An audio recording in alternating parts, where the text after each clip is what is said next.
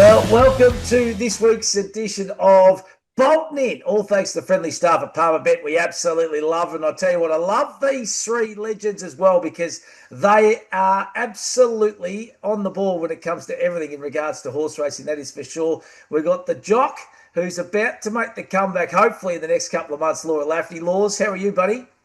Yeah, really good. Week off uni this week. So yeah, getting fit, ready to go, looking at the races. It's exciting weeks ahead. Hey, listen, I love when she says week off uni. It's always a week off uni. I reckon Adam McGrath, as I say, a very good afternoon or evening to you in Las Vegas. How are you, buddy? Yeah, my uni time was always off time. Didn't go in there too often, but was able to get it done. I tell you what, Matty, those sweaters look good on you, and it's just turning into winter over here pretty soon. So I'm hoping Palmer Bet sends one of them. But no, looking forward to the Group 1 this weekend. Some really good racing last weekend as well. So looking forward to recapping that with you. No, absolutely, mate. No, there's some cracking racing last week, and it's great to see this bloke. He had Gaga last week. He was doing it all over in New York City. He's back in the land of Oz. Chris Roots, how are you, big fella? Yep, and I would say the uni was about the best 4 years I had off in my life. So it was, Take us back. yeah, Enjoying my time it off wasn't, today. yeah. You should get back in the saddle, Laura, and that's when you're really working. You're just learning stuff at the uni. Yeah, exactly right. I'll tell you what, for what it's worth, I lasted 10 months, got kicked out of university. It wasn't for me, boys. Too much partying and girls back in the day. So I was, and you wouldn't have guessed the profession I was going for. Yeah. Primary teacher. Oh, God. That's all right. My degree's in teaching as well, Matty. I lasted 2 years, so there we go. We're good at it. Hey, listen, let's review last week's Moir Stakes. Cracking race, treasure of the moment. She was absolutely amazing. Great ride by Frosty Lane. Mr. Brightside returned magnificently well. Buckaroo runs third. I'm going to start with you, Chris. Treasure of the moment. The ceiling, I don't think has been reached yet. This is exciting, and Matt Laurie has really got a star in his hands, hasn't he? Yeah, and we really don't know where she finishes, do we? And that's the great thing about this. We've got a star 4-year-old mare that's beaten the older horses. Although there wasn't many 5 and 6-year-olds in the race, you look at Mr. Brightside, an 8-year-old, and their older horses. But she was just dynamic, wasn't she? When Frosty was looking for the run on the inside and it came, you knew the race was going to be over in a couple of strides, and it was. And when horses deliver like that, we probably have had the greatest crop of 3-year-old fillies come through. I think you could name 5 of them and you wouldn't know which one to put on top. But at the moment, she's on top because she's done it. This week, we get to see another one in Lady Shenandoah. So she's going to be a horse we're going to be talking about all spring, and we'll see where her ceiling where she ends up. Maybe a Cox Plate. Ads, I guess, and we spoke about this last week, 1,400 metres, like we didn't know, was it going to be too short for her? But just the way she won and the emphaticness of that victory, it was just quite mind-boggling, wasn't it? It really was, and it was something that sort of after the race happened, you had to just sit back and sort of analyse. And I know I sort of threw a question into the group, and then I thought, you know what, I'm going to chuck it up on Twitter for a bit of a poll as well. And I was like, will Treasure the Moment beat Via Sistina if they were to run next week in the Mackay Diva? If they went head-to-head, who would you back? And I had 70-30 with Treasure the Moment. So it's amazing how quick it can change just off a recency bias run. But I do think she's brilliant. I think she showed that. It's just going to be really interesting to see what they do going forward, because we can see with horses like this, I mean, with how brilliant she's over the 1,400, will she stay those further trips now? Or is she going to be better that sort of 16, 18, 2,000 max? Where's her limit going to be? And then we've got to take it in that's the same owners as well for Via Sistina and also Treasure the Moment. That's going to play a big part as well with the way that they map it, trying to ensure that they get the best possible outcomes as well. So a bit like what Chris said, I mean, we're blessed. Lady Shenandoah, Autumn Globe, add in Via Sistina, add in Treasure of the Moment as well. Everywhere we look, mares, fillies that are just dominating at the moment. It's going to set up for a great spring, but she announced herself well and truly. We thought it may have been another will, but it was Treasure of the Moment that's announced itself, and I'm very excited to see what happens moving forward now. Laura Lafferty, from a jockey's perspective, and Adam put the poll up. Chris, we've discussed it as well. Which horse would you be riding moving forward? Treasure the Moment or Via Sistina? If you had a selection, what would you be choosing?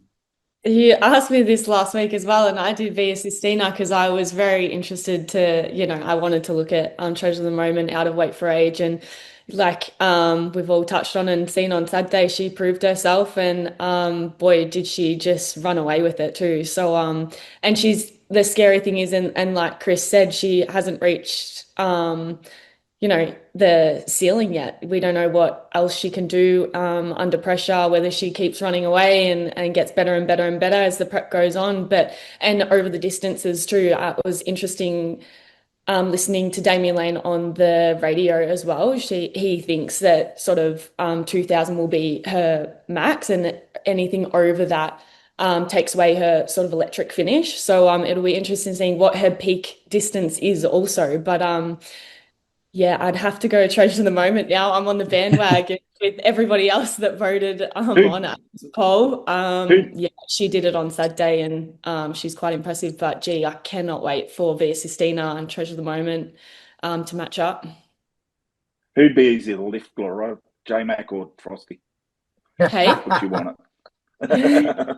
Who'd be easier to get off, J-Mac or Frosty? Oh, yeah, good luck. Yeah. Gee, Hey, just on Damien Lane, so he wins a Group 1, the Memsie on Saturday, jumps on a late night flight to Sydney, runs 6:30 the next morning, Sydney Marathon, a 2:47 or a 2:46 for Frosty. He is an exceptional athlete. And there was a few of the jocks, Duffy and a few of those, Stacky, they had a couple little side wages, and Frosty's absolutely tore him a new one last weekend. So what an amazing athlete he is, and he is fair dinkum going as good as anyone, and I reckon in the world at the moment. He's got to be right up there, Ads, hasn't he? Yeah, he is. I mean, he's someone that we talk about even over here in America, because obviously we show a lot of the Japanese racing as well. And when he goes over there, he hops on the better runners. They just seem to run for him as well. So it really has come a long way from a Perth boy to making the trip over to Melbourne, standing out there and then getting his own, and then being recognised Japan and internationally. He's a serious rider. We're very lucky to have him. Quietly spoken, but when he speaks, you want to listen. Hey, Chris, what about the Beaten Brigade and two horses in particular? I want to get your thoughts on. Another Will being one, I thought was just a touch disappointing. Looked like needed the run. And Fangirl, what did we make of those two runs last weekend?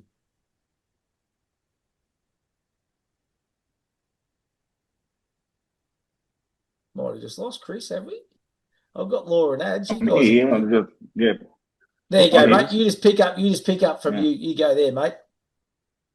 Yeah, well, I don't think a touch disappointing does justice to Another Will. I thought it would put itself into the race. It never put itself into the race and was off the bridle from the 600. It was a very unusual run from a horse that's been very consistent and just never got into the race. Of the Beaten Brigade, it was probably the one I was most disappointed with, and sort of, do you put a line through that run and trust him, or do we have trust issues now with him going forward? Like, he's going to be at the top of all these races. He's going to be racing in Weight for Age Company, which is the pinnacle of racing.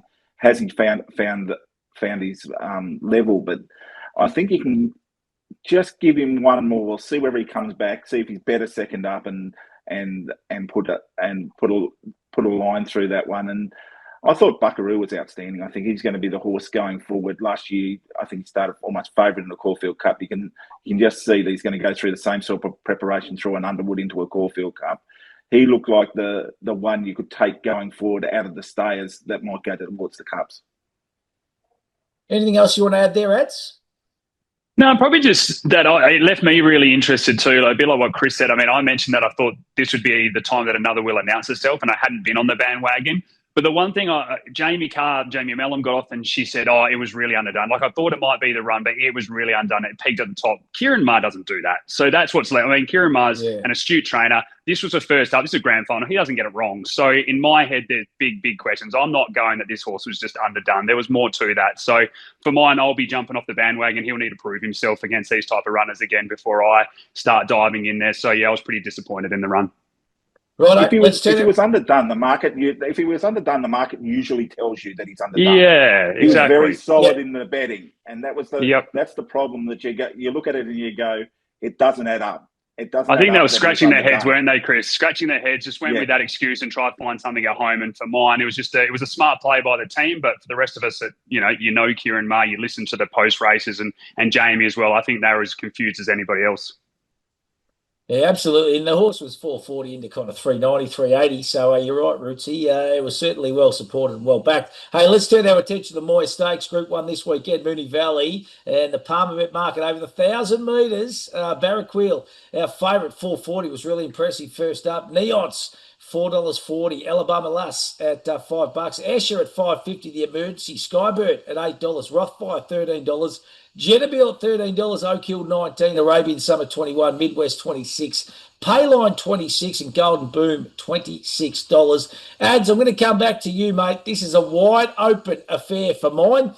Moonee Valley, we don't know how the track's going to race. We've got, 3 or 4 meetings left there at that track.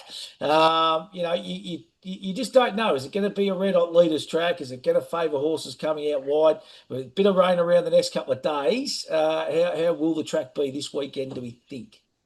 If I could afford to lose more hair, I would have pulled it out doing this race, Matty. I sort of said to you off air that in the few years we've done it, I think this was the hardest Group 1 we've done. And just in the sense that I do feel there's probably 5 or 6 that can win it.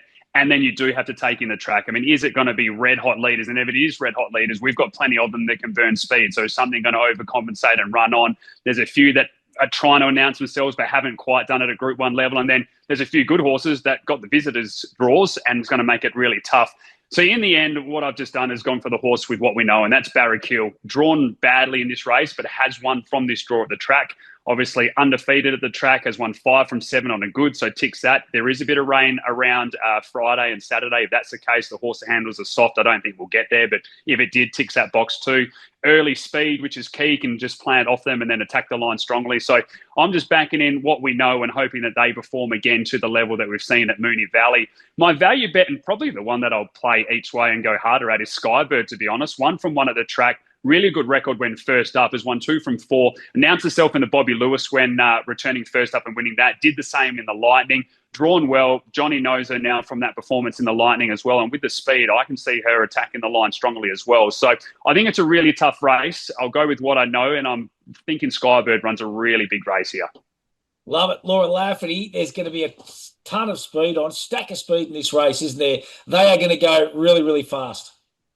Yeah, and all the speeds drawn sort of the first 7 too, which will be really hard for the outside gates to sort of slot in when speed's scattered and drawn from the outside. It's easier for those horses that have drawn wide to slot in. But yeah, like I said, the speed has drawn inside. So it'll be very quick and very tactical, which again is why I've found it so hard. Obviously, every race, there's so many factors to take into consideration, but I think on Saturday, there's just even more than normal, the way the track's playing.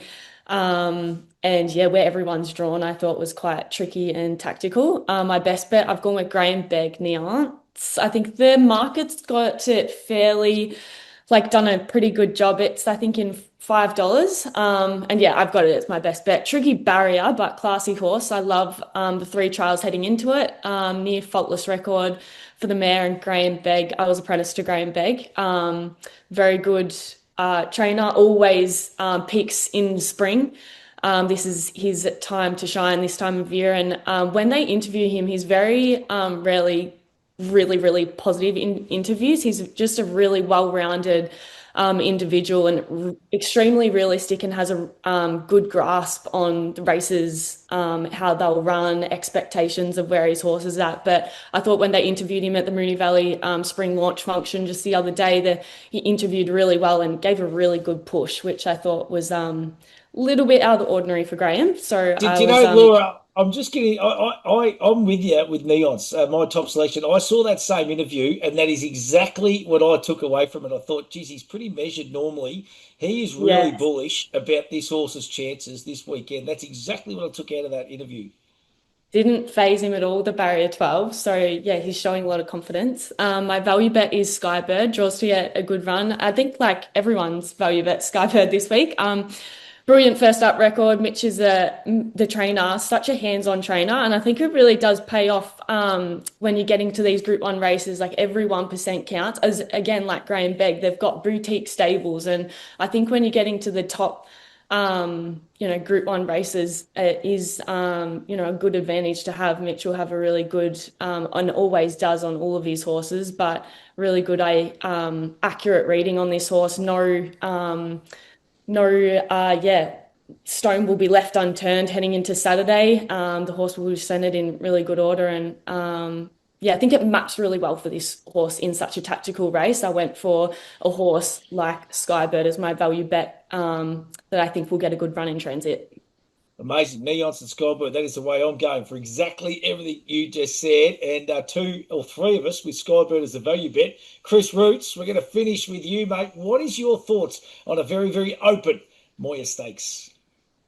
Well, sprint racing at the Valley is a unique thing. Like, you often think that leaders are very much got a big advantage there, but they often overdo it in these races. And we've seen it with Southport Tycoon and horses like that flying through at the end, because when they overdo it, I know it's a short straight, but they really can explode late after being held up for a long, long time. I think in this race, when you look at it and do the speed map, there's 3 or 4 that are definitely going to go for it. I take it that Barrack Hill will probably be 3 wide the trip, because I don't think it can get across. Alabama Lass, Isha, even Neon will probably have its back. I've just missed one there. I think just going through the thing, Neon's Barrack Hill, Alabama Lass, Isha. They're all going to go forward. They're going to put speed into the race. So the horse that's going to be sitting just in behind them, and I hope he takes it to Melbourne, because this horse, Jetabil, it's got extremely high speed. It won first up over 1,000 in a challenge stakes. It's got Group 1 form, which a lot of these haven't been to this level before. They've been racing in lower levels. They're trying to prove themselves, like Adam said. This horse has raced to that top level before. It's run good races. It's probably not absolute A-grade top Group 1 form, but I don't think you'll need to have that in this race. Of course, like Alabama Lass run second in 2 Group 1s over in New Zealand. There's not really a real Group 1 sprinter other than Skybird that won the Lightning first up last time. So at $13, around that mark, I think Jetabil's just a bet to nothing, because I think it sits in behind them. And if Mark Zahra gets the breaks at the right time, it can do what it did in the challenge stakes in Sydney first up last time and just explode late. It's a very, very good horse at 1,000 metres too. It's had 5 wins at 1,000. So I think they are specialist races, these, and you want a short course horse for these short course races. I think it's the one. I'm with Skybird as well. They haven't sprinted it for too long. When she sprinted in the Lightning Stakes, it was just a devastating late sprint, and then we didn't see her again, unfortunately, in the spring. So I think she's the one that, if she gets the right run in behind them, she can explode late. You'll have a horse like Oak Hill coming late as well, but it's a really hard race to sort of say. You're going to have to wait to see how the track is playing, whether there's a leader's bias. If there's no leader's bias, I think they might overdo it in front, and a horse like Jetabil can get over the top of them late. Yeah, I tend to agree. I reckon I was looking for those horses that were the ones that were maybe going to just settle back and charge through the line. So yeah, it's going to be a cracking edition, that is for sure. Very, very wide in the leg of the quaddie, that is for sure. Right, we're playing around the rest of the country. Laws, I'll come back to you, mate. What are your best bets for the weekend? All thanks to Palmbet. Yeah, all the stars resuming at Randwick on Saturday. Letty Shenandoah, Jimmy Star, Linebacker, Private Eye, a few others. So I'm following them over the border to New South Wales. Randwick, race 9, number 2, Linebacker. We've seen an improvement once they gelded him last prep, and I think we'll see another improvement again this prep. Stronger, more furnished, hopefully this prep, and keen to see him step out. Love it. When you were at John O'Shea's, was he there, Laws? Hey? When you were at John O'Shea's, was he there? Linebacker. No, he wasn't actually. No, yeah.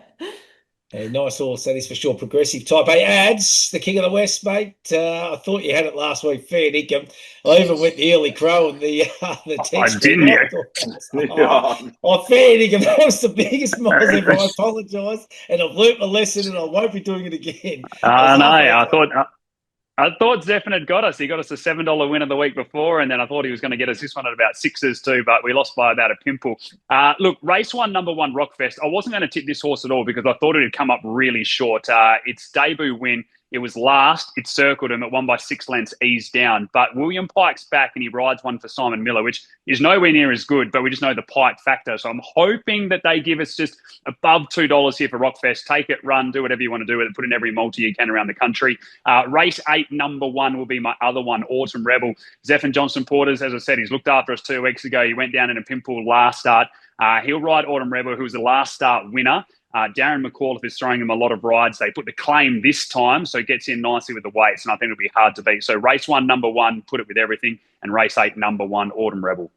Beautifully done, mate. Chris, what about you, buddy? Yeah, going back to Randwick and race 5, number 9, Lord Penman. I just think its first up run was outstanding. It just topped at the last minute, just failed to run down the winner on that occasion. And I think Chris's horses always improve and step up into their preparation. So I think he's the one to beat.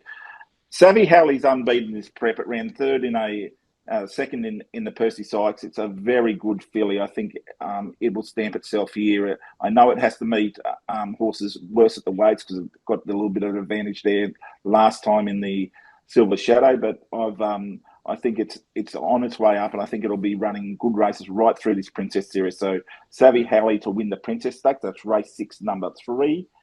And best each way bet in Australia on the weekend is Lindemann in the Chelmsford Stakes.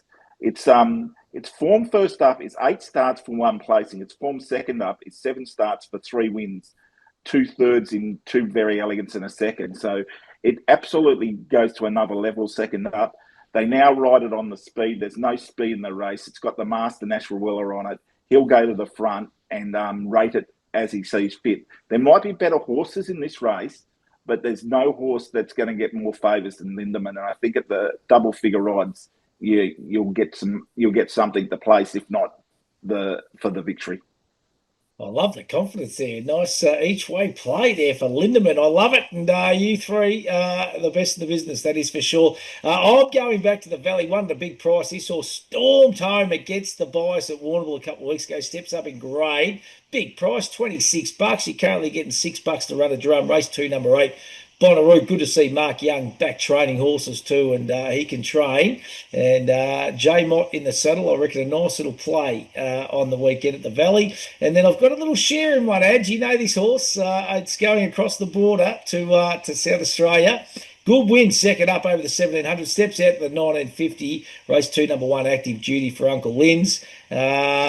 Friesy's going over to ride, which is always a positive, I reckon, over there in Adelaide. And, I reckon at $3.70. I don't reckon that'll last before Saturday. So I have something on Active Duty. Race 2, number 1. Hey, download the Palmer Bet app. Get your Punters Club happening. They got the Bookies Bag 2.0, which is dropping too. There's always some great stuff in there, and it is a really, really easy app to navigate. But as we always say, think, is that the bet you really want to have? Chris Roots, Adam McGrath, Laura Lafferty, it's always an absolute pleasure. Only the one Group 1 this week. We're starting to ramp up in the next couple of weeks, and I can't wait. It's going to be really exciting. And thank you, and I look forward to catching you up again next week.